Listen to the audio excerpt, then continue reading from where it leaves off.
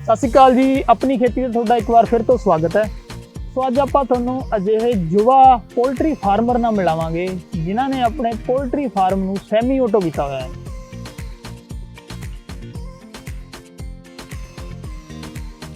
ਸੋ ਇਹ ਕਿਵੇਂ ਇਸ ਤਰੀਕੇ ਨਾਲ ਫਾਰਮ ਨੂੰ ਮੈਨੇਜ ਕਰਦੇ ਨੇ, ਕੀ ਗੱਲਾਂ ਦਾ ਧਿਆਨ ਰੱਖਦੇ ਨੇ, ਸੋ ਆਪਾਂ ਤੁਹਾਨੂੰ ਉਹਨਾਂ ਨਾਲ ਮਿਲਾਉਂਦੇ ਹਾਂ।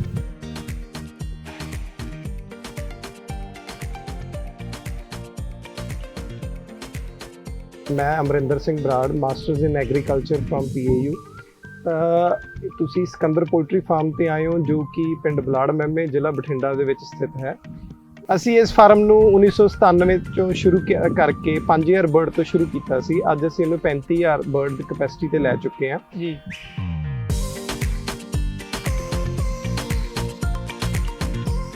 ਪ੍ਰੈਜ਼ੈਂਟਲੀ ਸਾਡੇ ਕੋਲੇ 27000 ਬਰਡ ਹੈਗਾ, ਜਿਹਦੇ ਵਿੱਚ ਤੁਸੀਂ ਜੇ ਆਪਾਂ ਗੱਲ ਕਰੀਏ ਮੋਟਾ 15000 ਸਾਡੇ ਕੋਲੇ BV 300 ਰੈੱਡ ਬਰਡ ਹੈ ਤੇ ਬਾਕੀ ਰੈਸਟ ਸਾਡੇ ਕੋਲੇ BV 300 ਵਾਈਟ ਬਰਡ ਹੈ। ਅਸੀਂ ਇਸ ਜਿਹੜਾ BV ਰੈੱਡ ਬਰਡ ਹੈ ਇਹਨੂੰ ਅਸੀਂ ਪਿਛਲੇ 2-3 ਸਾਲਾਂ ਤੋਂ ਇੰਪਲੀਮੈਂਟ ਕੀਤਾ ਹੈ ਆਪਦੇ ਫਾਰਮ ਦੇ ਵਿੱਚ, ਤਾਂ ਸਾਨੂੰ ਉਹ ਥੋੜਾ ਇੱਕ ਅਲੱਗ ਤੋਂ ਅਸੀਂ ਉਹਦੇ ਤੇ ਰਿਸਰਚ ਕਰ ਰਹੇ ਹਾਂ। ਅਸੀਂ ਐਕਚੁਅਲੀ ਪਹਿਲਾਂ ਇਹਨੂੰ ਜਿਵੇਂ ਕਨਵੈਨਸ਼ਨਲ ਮੈਥਡ ਚੱਲਦੇ ਆ ਰਹੇ ਆ ਉੱਦਾਂ ਹੀ ਇਹਨੂੰ ਸ਼ੁਰੂ ਕੀਤਾ ਸੀਗਾ, ਬਟ ਸਾਨੂੰ ਮੇਰੇ ਫੁੱਫੜ ਜੀ ਸਰਦਾਰ ਨਛੱਤਰ ਸਿੰਘ ਸਰਾਂ, ਉਹ ਪੋਲਟਰੀ ਇੰਸਪੈਕਟਰ ਰਿਟਾਇਰਡ ਸੀ, ਤਾਂ ਉਹਨਾਂ ਦੀ ਦੇਖ ਦੇ ਵਿੱਚ ਅਸੀਂ ਇਸ ਚੀਜ਼ ਨੂੰ ਥੋੜਾ ਮਾਡਰਨਾਈਜ਼ ਕਰਨ ਦਾ ਸੋਚਿਆ। ਉਹਦੇ ਵਿੱਚ ਕੀ ਸਾਨੂੰ ਕਠਿਨਾਈਆਂ ਆ ਰਹੀਆਂ ਸੀ, ਇੱਕ ਤਾਂ ਸਾਡੇ ਪਾਣੀ ਦੀ ਬਹੁਤ ਜ਼ਿਆਦਾ ਵੇਸਟੇਜ ਹੁੰਦੀ ਸੀਗੀ। ਜਦੋਂ ਅਸੀਂ ਜੇ ਕਨਵੈਨਸ਼ਨਲ ਦੀ ਗੱਲ ਕਰੀਏ ਤਾਂ ਪਾਣੀ ਇੱਕ ਓਪਨ ਰਨਿੰਗ ਫਲੋ ਦੇ ਵਿੱਚ ਹੁੰਦਾ ਸੀਗਾ, ਜਿਹੜਾ ਕਿ ਅਲਟੀਮੇਟਲੀ ਬਹੁਤ ਪਾਣੀ ਦਾ ਡੈਮੇਜ ਹੁੰਦਾ ਸੀ। ਸੈਕਿੰਡ ਸੀਗਾ ਕਿ ਜਿਹੜੀ ਫੀਡ ਦੇ ਲਈ ਤੁਹਾਨੂੰ ਇੰਨੇ ਬਰਡ ਨੂੰ ਡੇਲੀ ਤੁਹਾਨੂੰ ਜਿਹੜੇ ਬੰਦੇ ਸੀਗੇ ਉਹ 5 ਤੋਂ 7 ਬੰਦੇ ਰੱਖਣੇ ਪੈਂਦੇ ਸੀਗੇ, ਤਾਂ ਉਹ ਵੀ ਕਿਤੇ ਨਾ ਕਿਤੇ ਇੱਕ ਪ੍ਰੋਬਲਮ ਸੀ। ਤਾਂ ਫਿਰ ਅਸੀਂ ਇਸ ਚੀਜ਼ ਨੂੰ ਓਵਰਕਮ ਕਰਨ ਦੇ ਖਾਤਰ ਜਿਹੜਾ ਪਾਣੀ ਵਾਲਾ ਸਿਸਟਮ ਸੀ ਉਹਨੂੰ ਟੋਟਲੀ ਅਸੀਂ ਪਾਈਪਸ ਦੇ ਵਿੱਚ ਲੈ ਕੇ ਆਂਦਾ ਐਂਡ ਨਿਪਲਸ ਤੋਂ ਬਰਡ ਡਰਿੰਕ ਕਰਦਾ ਪਾਣੀ। ਦੂਜਾ ਜਿਹੜਾ ਫੀਡ ਦਾ ਹੈਗਾ, ਫੀਡ ਦੇ ਨਾਲ ਅਸੀਂ ਜਿਹੜਾ ਉਹਨੂੰ ਟੋਟਲੀ ਟਰਾਲੀ ਸਿਸਟਮ ਲੈ ਆਂਦਾ। ਜਿਹੜਾ ਟਰਾਲੀ ਸਿਸਟਮ ਆ ਉਹਦੇ ਵਿੱਚ ਅਸੀਂ ਪਹਿਲਾਂ ਫੀਡ ਮਿਕਸਚਰ ਦੇ ਵਿੱਚ ਪਾਉਣੇ ਆ ਰॉ ਮਟੀਰੀਅਲ ਨੂੰ ਸਾਰੇ ਨੂੰ, ਉਸ ਤੋਂ ਬਾਅਦ ਅਸੀਂ ਉਹਨੂੰ ਮਤਲਬ ਮਿਕਸ ਕਰਕੇ ਐਲੀਵੇਟਰਸ ਦੇ ਥਰੂ ਅਸੀਂ ਆਪਦੇ ਜਿੱਥੇ ਜਿਹੜਾ ਵੀ ਸ਼ੈੱਡ 'ਚ ਅਸੀਂ ਫੀਡ ਲਿਜਾਣੀ ਹੈ ਅਸੀਂ ਉੱਥੇ ਉਹਨੂੰ ਪੁੱਜਦਾ ਕਰਦੇ ਆ। ਉਹਦੇ ਨਾਲ ਫਿਰ ਟਰਾਲੀਆਂ ਨੂੰ ਬੰਦੇ ਸਾਡੇ ਉਹ ਆਟੋਮੈਟਿਕ ਵੀ ਹੈ ਔਰ ਸੈਮੀ ਆਟੋਮੈਟਿਕ ਵੀ ਹੈ, ਉਹਦੇ ਨਾਲ ਬੰਦੇ ਉਹਨੂੰ ਮੂਵ ਕਰ ਦਿੰਦੇ ਆ ਅੱਗੇ ਪਿੱਛੇ, ਔਰ ਵਿਦਿਨ 5 to 10 ਮਿੰਟਸ ਅਸੀਂ 5 ਤੋਂ 10000 ਬਰਡ ਨੂੰ ਫੀਡ ਕਰ ਦਿੰਦੇ ਆ।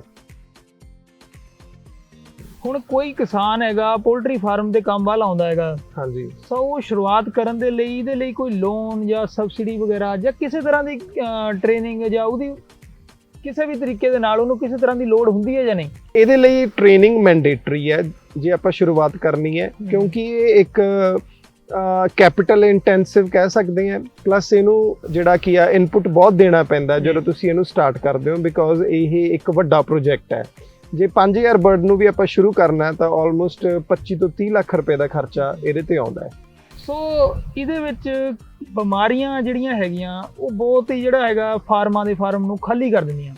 ਸੋ ਬਿਮਾਰੀਆਂ ਦੇ ਲਈ ਫਿਰ ਤੁਸੀਂ ਕਿਵੇਂ ਮੈਨੇਜ ਕਰਦੇ ਹੋ? ਤੁਸੀਂ ਤਾਂ 35000 ਦੀ ਕਪੈਸਿਟੀ ਵਾਲਾ ਸ਼ੈੱਡ ਪਾਇਆ ਹੋਇਆ ਹੈ, ਸੋ ਉਹਦੇ ਲਈ ਫਿਰ ਕੀ ਤੁਹਾਨੂੰ ਪ੍ਰਬੰਧ ਕਰਨੇ ਪੈਂਦੇ ਆ? ਦੇਖੋ ਜੀ, ਜਿਹੜਾ ਇਹਦੇ 'ਚ ਬਿਮਾਰੀਆਂ ਦਾ ਤਾਲੁਕਾਤ ਹੈ ਉਹਦੇ 'ਚ ਤਾਂ ਜੇ ਆਪਾਂ day 1 ਜਦੋਂ ਸਾਡੇ ਕੋਲੇ ਚੈੱਕ ਆ ਜਾਂਦਾ ਹੈ ਤਾਂ ਉਦੋਂ ਤੋਂ ਹੀ ਤੁਹਾਨੂੰ ਇਹਦਾ ਪੂਰਾ ਦੇਖ ਰੇਖ ਕਰਨੀ ਪੈਂਦੀ ਹੈ, ਪੂਰਾ ਪ੍ਰਬੰਧ ਕਰਨਾ ਪੈਂਦਾ, ਧਿਆਨ ਰੱਖਣਾ ਪੈਂਦਾ। ਉਹਦੇ ਵਿੱਚ ਕੀ ਹੁੰਦਾ ਹੈ ਕਿ ਜਿਹੜੀਆਂ ਮੇਨ ਪ੍ਰਮੁੱਖ ਬਿਮਾਰੀਆਂ ਹੈ ਉਹਨਾਂ ਦੀ ਤੁਹਾਨੂੰ ਵੈਕਸੀਨੇਸ਼ਨਸ ਅਵੇਲੇਬਲ ਹੈਗੀਆਂ ਨੇ। ਤੁਹਾਨੂੰ ਵੈਕਸੀਨੇਸ਼ਨਸ ਜਿਹੜੇ ਚੂਚੇ ਆਉਂਦੇ ਆ ਉਹਨਾਂ ਤੇ ਲਾਉਣੀਆਂ ਹੀ ਪੈਂਦੀਆਂ। ਅਸੀਂ ਆਲਮੋਸਟ ਜੇ ਮੈਂ ਗੱਲ ਕਰਾਂ, ਅਸੀਂ ਆਪਦੇ ਫਾਰਮ ਤੋਂ 10 ਤੋਂ 15 ਵੈਕਸੀਨਸ ਇਨ ਰੂਟੀਨ ਅਸੀਂ ਕਰਦੇ ਹਾਂ, ਤਾਂ ਜਿਹਦੇ ਨਾਲ ਸਾਨੂੰ ਕੋਈ ਬਿਮਾਰੀਆਂ ਨਾਲ ਕੋਈ ਵੱਡਾ ਲਾਸ ਤਾਂ ਨਹੀਂ ਹੁੰਦਾ, ਬਟ ਕਿਤੇ ਨਾ ਕਿਤੇ ਬਿਮਾਰੀਆਂ ਫਿਰ ਵੀ ਸਾਨੂੰ ਇਫੈਕਟ ਕਰਦੀਆਂ। ਲਾਈਕ ਡਿਊਰਿੰਗ ਜੇ ਆਪਾਂ ਵੱਡੀਆਂ ਮੁੱਖ ਬਿਮਾਰੀਆਂ ਦੀਆਂ ਗੱਲ ਕਰੀਏ ਤਾਂ ਇਹਦੇ ਵਿੱਚ ਇੱਕ CRD ਬਹੁਤ ਕਾਮਨ ਹੈ, ਇੱਕ ਰਾਣੀ ਖੇਤ ਹੋ ਗਿਆ, ਫਾਉਲ ਪੌਕਸ ਹੋ ਗਿਆ, ਕੌਕਸੀ ਹੋ ਗਿਆ, ਇੱਕ ਵੇਰੀਐਂਟ ਹੋ ਗਿਆ। ਇਹੋ ਜਿਹੇ ਕਈ ਚੀਜ਼ਾਂ ਨੇ ਜਿਹੜੀਆਂ ਕਿ ਸਾਨੂੰ ਕਿਤੇ ਨਾ ਕਿਤੇ ਸਾਡਾ ਨੁਕਸਾਨ ਕਰਦੀਆਂ ਨੇ ਤੇ ਸਾਨੂੰ ਉਹਨਾਂ ਨੂੰ ਮੈਨੇਜ ਕਰਨਾ ਡਿਫਿਕਲਟ ਹੋ ਜਾਂਦਾ। ਸੋ ਇਹ ਜਿਹੜੀਆਂ ਵੈਕਸੀਨ ਹੈਗੀਆਂ ਤੁਸੀਂ ਇੰਨੇ ਬਰਡਸ ਨੂੰ ਪਹੁੰਚਾਉਂਦੇ ਕਿਵੇਂ ਹੋ? ਬਰਡਸ ਨੂੰ ਵੈਕਸੀਨ ਕਰਨ ਦਾ ਤਰੀਕਾ ਕੀ ਹੈ ਤੁਹਾਡਾ?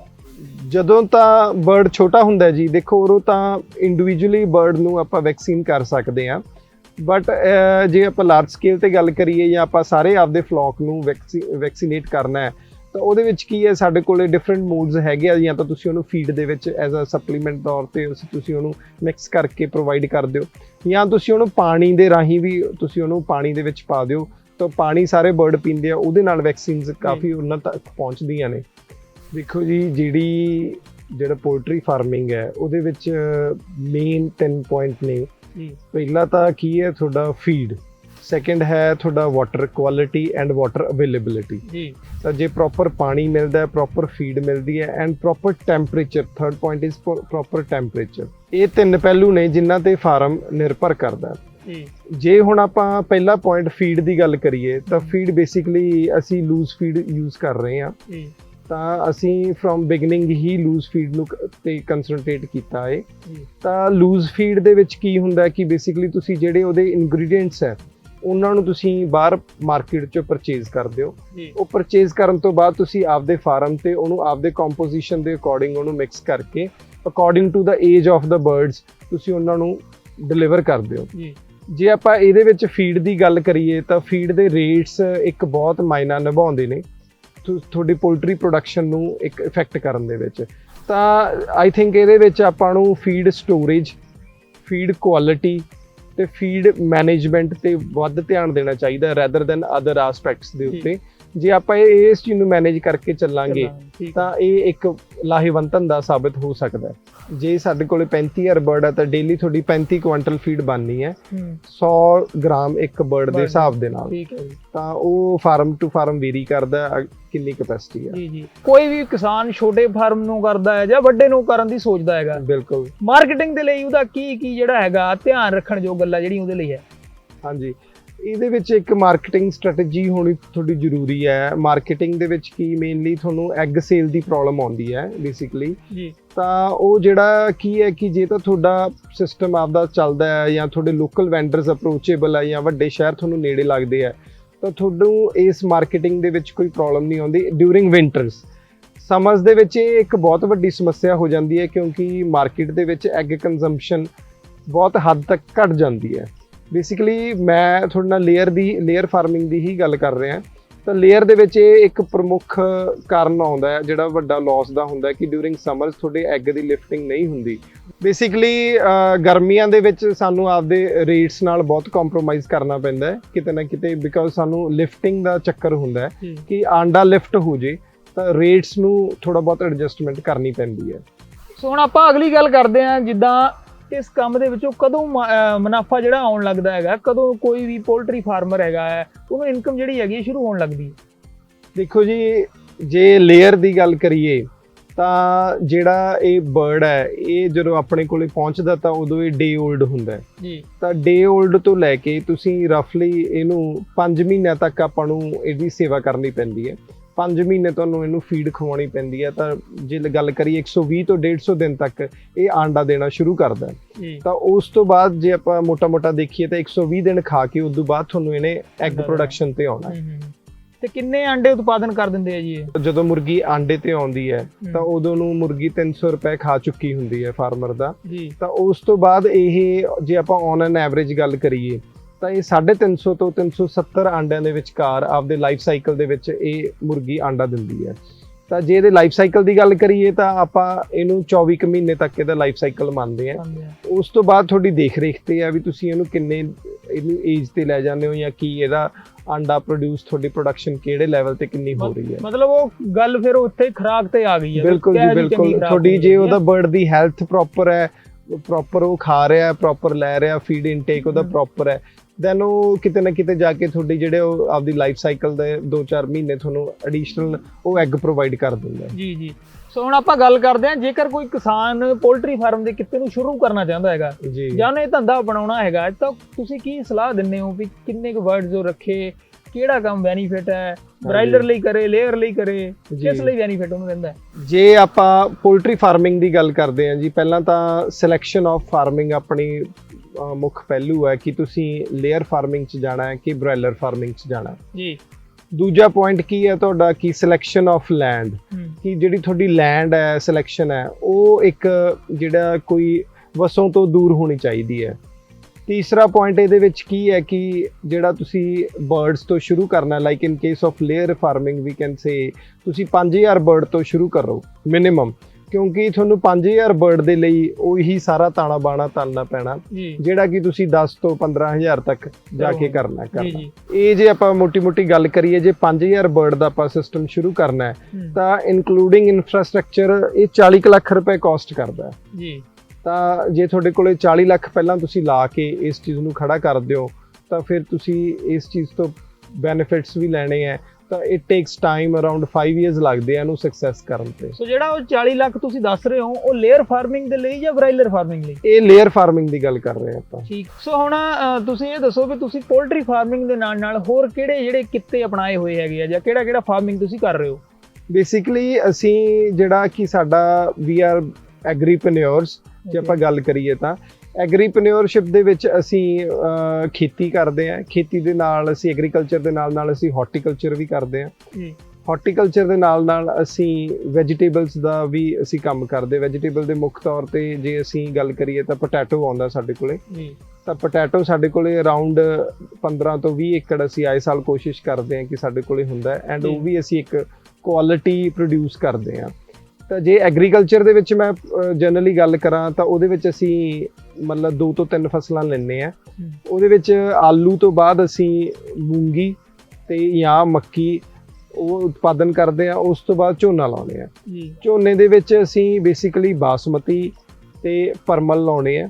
ਤਾਂ ਜਿਹੜਾ ਸਾਡਾ ਇਹ ਫਸਲਾਂ ਦਾ ਸਰਕਲ ਹੈ ਉਹਦੇ ਵਿੱਚ ਅਸੀਂ ਇਹਨੂੰ ਇੱਦਾਂ ਮੈਨੇਜ ਕੀਤਾ ਹੋਇਆ ਕਿ ਅਸੀਂ IFDC ਦੇ ਨਾਲ ਕੰਟਰੈਕਟ ਸਾਈਨ ਕੀਤਾ ਹੋਇਆ ਸਾਡਾ। ਉਹਦੇ ਵਿੱਚ ਅਸੀਂ ਉਹਨੂੰ ਬੇਸਿਕਲੀ ਸੀਡ ਪ੍ਰੋਡਿਊਸ ਕਰਕੇ ਦੇਣਾ। ਤਾਂ ਜੇ ਮੂੰਗੀ ਦੀ ਵੀ ਗੱਲ ਕਰੀਏ ਤਾਂ ਮੂੰਗੀ ਵੀ ਅਸੀਂ ਉਹਨਾਂ ਨੂੰ ਸੀਡ ਪ੍ਰੋਡਿਊਸ ਕਰਕੇ ਦਿੰਦੇ ਹਾਂ। ਰਾਈਸ ਦੇ ਵਿੱਚ ਅਸੀਂ ਉਹਨਾਂ ਨੂੰ ਬਾਸਮਤੀ ਦਾ ਸੀਡ ਪ੍ਰੋਡਿਊਸ ਕਰਕੇ ਦਿੰਦੇ ਹਾਂ। ਤਾਂ ਜਿਹੜਾ ਕਣਕ ਦੇ ਵਿੱਚ ਅਸੀਂ ਉਹਨਾਂ ਨੂੰ ਸਾਰਾ ਕਣਕ ਦਾ ਸੀਡ ਅਸੀਂ ਉਹਨਾਂ ਨੂੰ ਦਿੰਦੇ ਹਾਂ। ਜੇ ਮੈਂ ਹਾਰਟੀਕਲਚਰ ਦੀ ਗੱਲ ਕਰਾਂ ਤਾਂ ਹਾਰਟੀਕਲਚਰ ਦੇ ਵਿੱਚ ਸਾਡੇ ਕੋਲੇ 5 ਏਕੜ ਕਿੰਨੂ ਬਾਗ ਹੈ।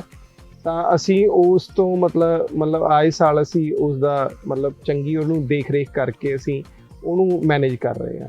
ਜੀ। ਸੋ ਇਹਦੇ ਲਈ ਕਿਸੇ ਤਰ੍ਹਾਂ ਦਾ ਕੋਈ ਤੁਹਾਨੂੰ ਅਵਾਰਡ ਜਾਂ ਕਿਸੇ ਤਰ੍ਹਾਂ ਦਾ ਸਰਕਾਰ ਵੱਲੋਂ ਜਾਂ ਕੁਝ ਅਵਾਰਡ ਵਗੈਰਾ ਮਿਲੇ ਆ ਜੀ? ਇਹਦੇ ਵਿੱਚ ਕੀ ਹੈ ਕਿ ਅਸੀਂ ਆਪਦੇ ਲੈਵਲ ਤੇ ਗੁਰੂ ਅੰਗਦ ਦੇਵ ਵੈਟਰਨਰੀ ਯੂਨੀਵਰਸਿਟੀ ਨੂੰ ਅਪਰੋਚ ਕੀਤਾ ਐਂਡ ਉਹਨਾਂ ਨੇ ਸਾਡੇ ਫਾਰਮ ਤੇ ਵਿਜ਼ਿਟ ਕੀਤਾ ਐਂਡ ਦੇ awarded us as a most prominent poultry farmer of the region or we can say Punjab। ਤਾਂ ਇਹ ਸਾਨੂੰ 2018 ਦੇ ਵਿੱਚ ਅਵਾਰਡ ਮਿਲਿਆ। ਸੋ ਹੁਣ ਜੇ ਆਪਾਂ ਗੱਲ ਕਰੀਏ ਲੇਬਰ ਦੀ, ਪੋਲਟਰੀ ਫਾਰਮਿੰਗ ਦੇ ਕੰਮ ਦੇ ਲਈ ਕਿੰਨੀ ਤੁਹਾਨੂੰ ਲੇਬਰ ਦੀ ਜ਼ਰੂਰਤ ਪੈਂਦੀ ਹੈ ਜਾਂ ਹੋਰ ਤੁਸੀਂ ਜਿਹੜੇ ਫਾਰਮਿੰਗ ਕਰ ਰਹੇ ਹੋ ਕਿੰਨੀ ਜਿਹੜੀ ਲੇਬਰ ਦੇ ਨਾਲ ਤੁਸੀਂ ਇਹ ਕੰਮ ਕਰ ਰਹੇ ਹੋ? ਦੇਖੋ ਜੀ, ਜੇ ਗੱਲ ਕਰੀਏ ਪੋਲਟਰੀ ਫਾਰਮਿੰਗ ਦੀ, ਪੋਲਟਰੀ ਫਾਰਮ ਤੇ ਸਾਡਾ ਸੈਮੀ ਆਟੋਮੈਟਿਕ ਹੋਣ ਦੇ ਕਰਕੇ ਸਾਨੂੰ 3 ਤੋਂ 4 ਬੰਦਿਆਂ ਦੀ ਇਨ ਰੂਟੀਨ ਔਰ ਇਨ ਰੈਗੂਲਰ ਅਸੀਂ ਉਹਨਾਂ ਦੀ ਹੈਲਪ ਲੈ ਰਹੇ ਹਾਂ। ਤਾਂ ਉਹ 3-4 ਬੰਦੇ ਅਸੀਂ ਉਹਨਾਂ ਨੂੰ ਆਪ ਟ੍ਰੇਨ ਕੀਤਾ ਹੈ। ਆਪ ਟ੍ਰੇਨਿੰਗ ਦੇ ਕੇ ਉਦੋਂ ਬਾਅਦ ਉਹ ਸਾਡਾ ਹੁਣ ਪੂਰਾ ਵਧੀਆ ਕੰਮ ਕਰਦੇ ਆ। ਜੇ ਖੇਤੀ ਦੀ ਗੱਲ ਕਰੀਏ, ਖੇਤੀ 'ਚ ਅਸੀਂ 3 ਤੋਂ 4 ਬੰਦੇ ਥਰੂ ਆਊਟ ਦਾ ਈਅਰ ਸਾਡੇ ਉਹ ਚੱਲਦੇ ਰਹਿੰਦੇ ਆ। ਤਾਂ ਉਹੀ ਹਾਰਟੀਕਲਚਰ ਦੇਖਦੇ ਆ, ਉਹੀ ਸਾਰੇ 3 ਫਸਲਾਂ ਦੇ। ਬਾਕੀ ਸਾਡੇ ਪਰਿਵਾਰ ਦਾ ਸਾਰਿਆਂ ਦਾ ਇਸ ਚੀਜ਼ 'ਤੇ ਬਹੁਤ ਜ਼ਿਆਦਾ ਧਿਆਨ ਹੈ। ਤਾਂ ਉਹ ਸਾਰੇ ਦੇ ਸਪੋਰਟ ਦੇ ਨਾਲ ਅਸੀਂ ਇਹਨੂੰ ਰੈਗੂਲੇਟ ਕੀਤਾ ਹੋਇਆ। ਬੇਸਿਕਲੀ ਇਹ ਮੇਰੀ ਫੈਮਿਲੀ ਦੇ ਵਿੱਚ ਮੇਰੇ ਚਾਚਾ ਜੀ ਨੇ ਪੋਲਟਰੀ ਫਾਰਮਿੰਗ ਸ਼ੁਰੂ ਕੀਤੀ ਸੀਗੀ ਜੀ। ਤਾਂ ਉਹਨਾਂ ਦਾ ਇੱਕੋ ਇੱਕ ਲਕਸ਼ ਸੀਗਾ ਵੀ ਅਸੀਂ ਇਹਨੂੰ ਇੱਕ ਐਜ਼ ਅ ਸਾਈਡ ਬਿਜ਼ਨਸ ਔਰ ਇੱਕ ਇੰਟੀਗ੍ਰੇਟਿਡ ਐਗਰੀਕਲਚਰ ਮੈਂ ਸ਼ੁਰੂ ਕਰਨਾ ਹੈ ਜੀ। ਇੰਟੀਗ੍ਰੇਟਿਡ ਕਿਵੇਂ ਹੈ ਕਿ ਜਿਹੜਾ ਇਹਦਾ ਮੈਨਿਓਰ ਹੈ ਉਹ ਇੱਕ ਬਹੁਤ ਹੀ ਯੂਜ਼ਫੁਲ ਹੈ ਫॉर ਦਾ ਫੀਲਡਸ, ਤੁਹਾਡੇ ਕ੍ਰੌਪਸ ਦੇ ਲਈ।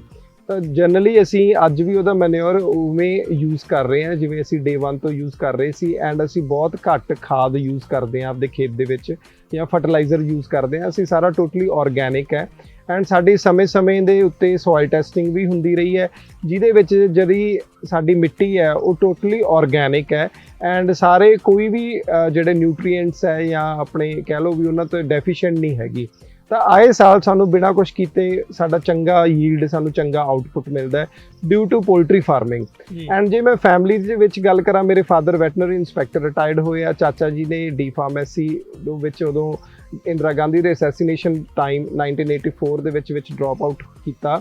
ਤਾਂ ਉਸ ਤੋਂ ਬਾਅਦ ਅਸੀਂ ਪੈਪਸੀ ਕੰਪਨੀ ਦੇ ਨਾਲ ਕੰਮ ਕੀਤਾ ਇਨ ਕੇਸ ਆਫ ਟੋਮੈਟੋ ਫਾਰਮਿੰਗ। ਤਾਂ ਉਦੋਂ ਬਾਅਦ ਅਸੀਂ ਟੋਮੈਟੋ ਫਾਰਮਿੰਗ ਤੋਂ ਅਸੀਂ ਵੱਧਦੇ ਫਿਰ ਅਸੀਂ ਸਫੈਦ ਮੂਸਲੀ ਦਾ ਵੀ ਟਰਾਇਲ ਲਾਇਆ ਆਪਦੇ ਖੇਤ ਦੇ ਵਿੱਚ। ਤਾਂ ਉਸ ਤੋਂ ਬਾਅਦ ਅਸੀਂ ਆਲੂ ਤੇ ਵੀ ਆਏ ਆ। ਤਾਂ ਅਸੀਂ ਸਬਜ਼ੀਆਂ ਦੇ ਵੀ ਸੀਡ ਪ੍ਰੋਡਿਊਸ ਕਰਕੇ ਕੰਪਨੀਆਂ ਨੂੰ ਅਸੀਂ ਦਿੱਤੇ ਆ। ਜੇ ਮੈਂ ਗੱਲ ਕਰਾਂ ਟੋਮੈਟੋ ਫਾਰਮਿੰਗ ਦੀ, ਟੋਮੈਟੋ ਫਾਰਮਿੰਗ ਅਸੀਂ ਪੈਪਸੀ ਕੰਪਨੀ ਦੇ ਨਾਲ ਕੰਟਰੈਕਟ ਦੇ ਨਾਲ ਕਰਦੇ ਸੀਗੇ ਐਂਡ ਇਹਦੇ ਵਿੱਚ ਸਾਡੀ ਫੈਮਿਲੀ ਸਾਰੀ ਨੇ ਹੀ ਬਹੁਤ ਮਿਹਨਤ ਕਰਕੇ ਐਂਡ ਅਸੀਂ ਆਪਦੇ ਫਾਰਮ ਨੂੰ ਇੱਥੋਂ ਤੱਕ ਲੈ ਕੇ ਆਂਦਾ ਜੀ। ਸੋ ਹੁਣ ਆਪਾਂ ਤੁਹਾਡੇ ਤੋਂ ਆਖਰੀ ਸਵਾਲ ਪੁੱਛਦੇ ਹਾਂ ਕਿ ਤੁਸੀਂ ਫਾਰਮਰ ਨੂੰ ਕੀ ਸੰਦੇਸ਼ ਦੇਣਾ ਚਾਹੁੰਦੇ ਹੋ? ਕੋਈ ਵੀ ਜੇ ਕਿੱਤਾ ਸ਼ੁਰੂ ਕਰਦਾ ਹੈ, ਕਿਸੇ ਵੀ ਤਰ੍ਹਾਂ ਦਾ ਕਿੱਤਾ ਕਰਦਾ ਹੈਗਾ, ਸੋ ਤੁਹਾਡਾ ਕੀ ਸੰਦੇਸ਼ ਹੈਗਾ? ਦੇਖੋ ਜੀ, ਇਹ ਪੰਜਾਬ ਇੱਕ ਐਗਰੀਕਲਚਰ ਸਟੇਟ ਹੈ, ਤਾਂ ਜੇ ਆਪਾਂ ਇਹਨੂੰ ਐਗਰੀਕਲਚਰ ਓਰੀਐਂਟਡ ਰਵਾਂਗੇ ਤਾਂ ਮੈਨੂੰ ਲੱਗਦਾ ਕਿ ਆਪਾਂ ਜ਼ਿਆਦਾ ਸਕਸੈਸਫੁਲ ਰਵਾਂਗੇ। ਤਾਂ ਐਗਰੀਕਲਚਰ ਦੇ ਨਾਲ ਜੇ ਆਪਾਂ ਕੋਈ ਆਪਦੇ ਸਹਾਇਕ ਧੰਦੇ ਅਪਣਾਵਾਂਗੇ ਤਾਂ ਆਪਾਂ ਹੋਰ ਵੀ ਜ਼ਿਆਦਾ ਕਾਮਯਾਬ ਹੋ ਸਕਦੇ ਹਾਂ। ਸਹਾਇਕ ਧੰਦਿਆਂ ਦੇ ਵਿੱਚ ਜੇ ਗੱਲ ਕਰੀਏ ਡੇਅਰੀ ਫਾਰਮਿੰਗ, ਪੋਲਟਰੀ ਫਾਰਮਿੰਗ, ਤਾਂ ਜੇ ਮੈਂ ਪੋਲਟਰੀ ਫਾਰਮਿੰਗ ਦੀ ਗੱਲ ਕਰਾਂ ਤਾਂ ਪੋਲਟਰੀ ਫਾਰਮ ਦੇ ਵਿੱਚ ਤੁਸੀਂ ਇਹਦਾ ਜਿਹੜਾ ਮੈਨਿਓਰ ਹੈ ਉਹ ਬਹੁਤ ਹੈਲਪਫੁਲ ਹੈ ਤੁਹਾਡੇ ਫੀਡਸ ਦੇ ਲਈ। ਇੱਕ ਤੁਸੀਂ ਇਹਨੂੰ ਛੋਟੇ ਲੈਵਲ ਤੋਂ ਸ਼ੁਰੂ ਕਰਕੇ ਇੱਕ ਵੱਡੇ ਲੈਵਲ ਤੇ ਲੈ ਕੇ ਜਾ ਸਕਦੇ ਹੋ। ਜੇ ਤੁਸੀਂ ਇਹਨੂੰ ਛੋਟੇ ਲੈਵਲ ਤੇ ਵੀ ਕਰਨਾ ਹੈ ਤਾਂ ਇਹਦੇ ਵਿੱਚ ਤੁਸੀਂ ਦੇਸੀ ਮੁਰਗੀਆਂ ਤੋਂ ਸ਼ੁਰੂ ਕਰ ਸਕਦੇ ਹੋ। ਤਾਂ ਇਹ ਇੱਕ ਲਾਹੇਵੰਦ ਧੰਦਾ ਬਣ ਸਕਦਾ, ਪਰ ਸਰਕਾਰਾਂ ਨੂੰ ਥੋੜ੍ਹੀ ਜਿਹੀ ਇਹਦੇ ਤੇ ਧਿਆਨ ਦੇਣ ਦੀ ਲੋੜ ਹੈ। ਤਾਂ ਜਿਹੜੇ ਤੁਹਾਡੇ ਫੀਡ ਦੇ ਰੇਟਸ ਵਗੈਰਾ ਜੇ ਉਹ ਰੈਗੂਲੇਟ ਹੋ ਜਾਣ ਤਾਂ ਇਹ ਇੱਕ ਬਹੁਤ ਵਧੀਆ ਧੰਦਾ ਸਾਬਤ ਹੋ ਸਕਦਾ ਜੀ।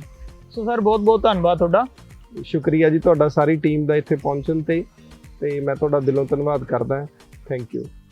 ਸੋ ਕਿਸਾਨ ਵੀਰੋ, ਜਿਵੇਂ ਤੁਸੀਂ ਦੇਖਿਆ ਹੀ ਹੈ ਵੀ ਕਿਵੇਂ ਇਹਨਾਂ ਨੇ ਇੱਕ ਛੋਟੇ ਜਿਹੇ ਪੋਲਟਰੀ ਫਾਰਮ ਤੋਂ ਉਸ ਪੋਲਟਰੀ ਫਾਰਮ ਨੂੰ ਵੱਡੇ ਪੋਲਟਰੀ ਫਾਰਮ ਵਿੱਚ ਬਦਲਿਆ, ਕਿਵੇਂ ਇਹਨਾਂ ਨੇ ਮਾਰਕੀਟ ਕਰਨ ਦੇ ਤਰੀਕੇ ਲੱਭੇ ਤੇ ਹੋਰ ਕਈ ਧੰਦਿਆਂ ਦੇ ਵਿੱਚ ਜਿਹੜੇ ਆਪਣੇ ਆਪ ਨੂੰ ਕੰਮ ਕਰ ਰਹੇ ਨੇ ਤੇ ਆਉਣ ਵਾਲੇ ਸਮੇਂ ਦੇ ਵਿੱਚ ਵੀ ਇਹ ਕੰਮ ਨੂੰ ਕਰਦੇ ਰਹਿਣਗੇ ਤੇ ਇਹਨੂੰ ਵਧਾਉਂਦੇ ਰਹਿਣਗੇ।